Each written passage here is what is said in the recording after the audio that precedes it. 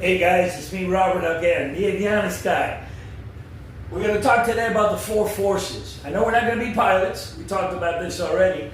But we need to know this because a lot of systems are interfaced and affect the four forces of the aircraft. Well, we got thrust, and what provides that? The engine. We got lift, the wing provides that. You got weight, and you got drag. When these are in equilibrium, we get unexcited, straight and level flight.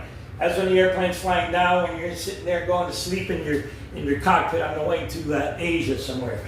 But at the end of the day, the flaps is very important because the flaps are tied into things right here at the end, and it increases the angle of attack of the airplane, angle of descent, airplane straight and level. You put a little bit of flaps, the angle changes, ascending and descending. You use it for takeoff and landing mainly, but it affects and it creates what? It creates drag. You understand? Then you got the speed brakes or the spoilers. And what do the speed brakes or the spoilers do? They provide, drag so you can stop that airplane with the reversers, with the brakes, and that airplane, stops. Well, the reason I mentioned this and the effects of this, you're going to see this all over the place. We'll go back to it. The spoiler, for example, has sensors, actuators. What happens if a spoiler gets stuck in the up position? That's going to create havoc for the pilot because, might tear that wing off depending on the speed that you're going.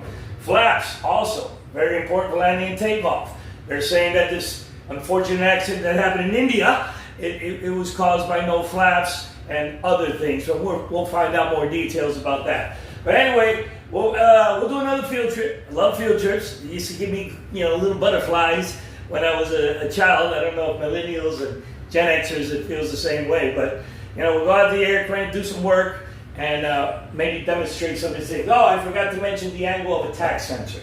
Okay? Remember I told you what an angle of attack is? It's relative to the relative wind, the angle that the wing is pitching, right? So if you pitch it too much, the wind starts to mess up and it won't fly. Because what makes an airplane fly? The wing. So stall warning system is tied into your angle of attack sensor, and now you're seeing some avionics systems that we're going to talk about in the future after we're done with Ohm's law and wiring and stuff like that. Thank you very much.